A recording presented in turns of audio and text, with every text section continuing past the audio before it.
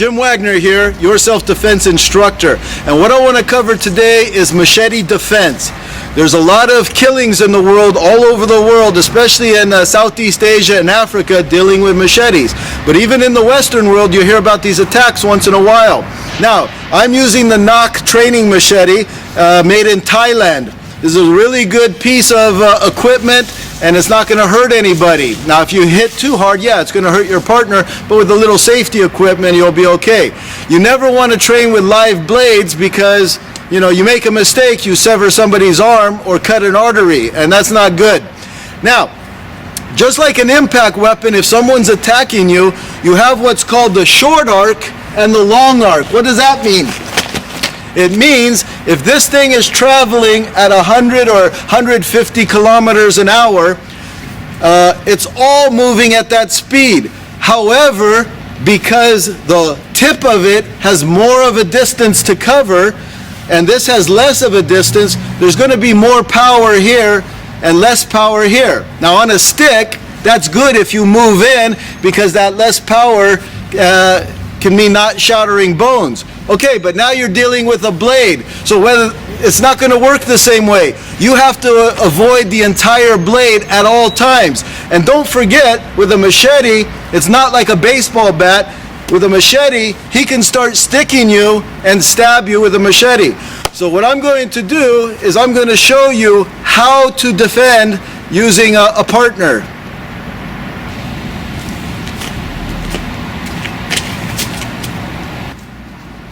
My training partner is Sebastian Steiger, and he's going to come at me with a machete, and I'm going to show you how to survive it.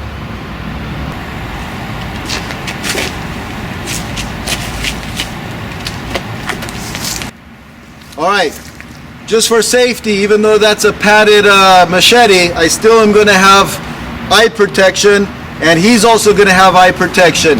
Now we're going to go very light contact. I'm going to do it full speed.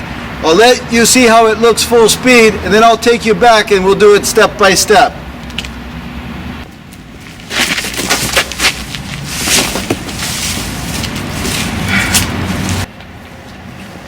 Alright, so just a real quick recap here. What I did was, as he's coming in, he's swinging about half speed, 3/4 speed. You don't ever want to do this exercise full speed. We will show you full speed, full contact in a moment, but for a training weapon like that, you know, take it easy. And what I basically did is move back. I'm not going to move in on a machete that's moving fast and coming every which way. I don't know what direction it's coming. So I look scared, which in real life I will be, but it's also drawing him in. I don't want any stay away from me. And of course, that's going to give him more confidence. But in reality, I'm backing up to give myself a little reaction distance. Then I make my move. So what did I do? Well, I'm going to show you step by step exactly what I did. So if you're ever in this situation, you could do the same thing. Alright, so what Sebastian's going to do is he's going to slowly start swinging at me. Now, first you want to create a cavity. You don't want this to hit you. Now, when's the right time to move? Okay, he's coming at me. Now is not the right time to move, or I get cut, right? Well, you want to move in on him right when you think the tip is going to be in the center. So, as he's coming, stop. Right when you think it's going to be here, you start moving. The moment you start moving, it's gone, and now you have your opportunity. Now, he's going to swing full speed, full. Now, that's why you may need a couple times to move back to understand how his motion is.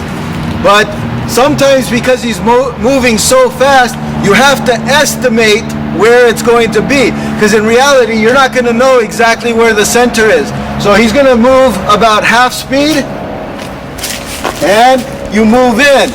Alright, that's basically it. Let me show you from a different angle. Now, from this angle, he's going to go about half speed, and that's when I make my move. However, that's an overhand swing. A backhand is coming the opposite way. So the truth is, it doesn't matter when you go, whether on an overhand or a backhand, as long as you think it's in the middle. So he tries again, and I make my move. On the back swing, I make my move. Now, we're going to try this full contact, but we need a little bit of different training equipment.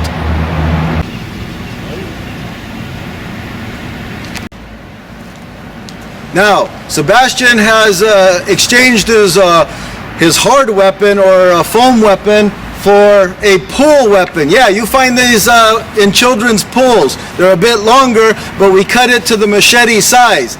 Because this is soft, he can whack at me full contact, and at least I can start getting the timing down when someone's coming at me full contact.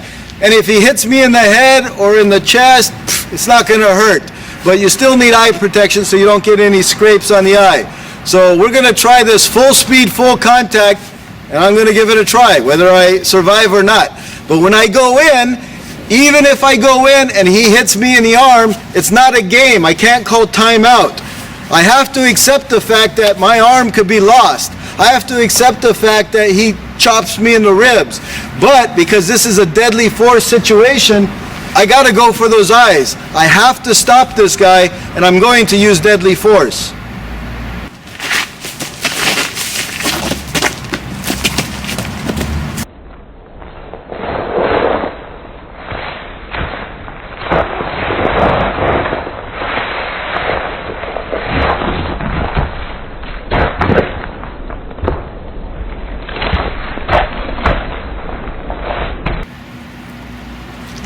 All right, so I was fortunate that time. I happened to get in just as it was in the center. Now, just over in the back over there are some bricks, some real bricks. So to make my training more realistic and to start using the environment, he's going to come after me, and I'm eventually going to run and grab a brick. But it's not going to be a real brick. It's going to be a sponge that we painted up to look like a real brick. So that way we can make the training more realistic. We call this props. And in reality-based personal protection, we're always using props. Just like this is a prop here. Okay? Now, we do have realistic ones that are painted like baseball bats and stuff, but you know, for the demonstration, we'll use a brick.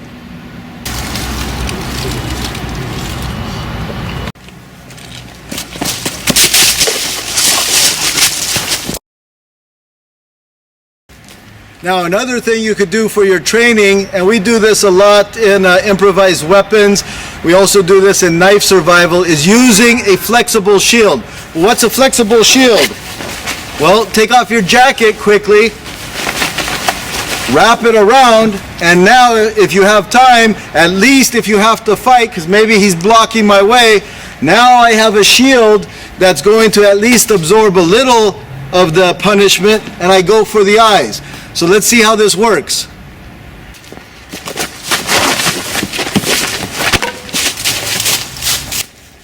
Now, of course, I never want to go hand to hand with a machete if I can help it. As you're retreating, as you're moving back, maybe I see a weapon. Okay, this piece of board, this wood, piece of metal is not the best thing in the world for protection, but if he's suddenly coming after me, attacking me, now it's something valuable.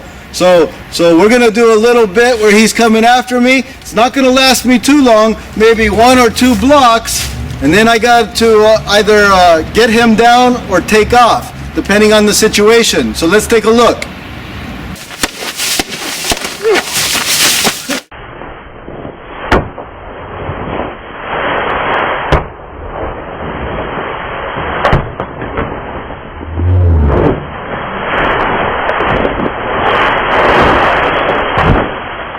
All right, in my hand I have a machete, and of course we already showed you different techniques, but I'm going to show you exactly what a machete can do to a target. Now behind me is a watermelon, and you can only use your imagination as what kind of target that would be in real life. I don't want to get too graphic here, but this thing coming across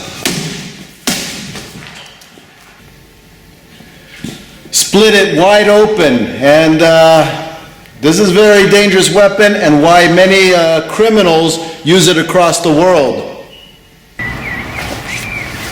So that's Machete Defense. And as you can see, it's very simple to practice, very easy. Just have the proper safety equipment, have a good partner, and you could go at it full contact if you have a pool, a foam, one of those child's toys. And of course, you could go about half speed if you have a harder one like the knock training machete. But practice and make it realistic. Be a hard target.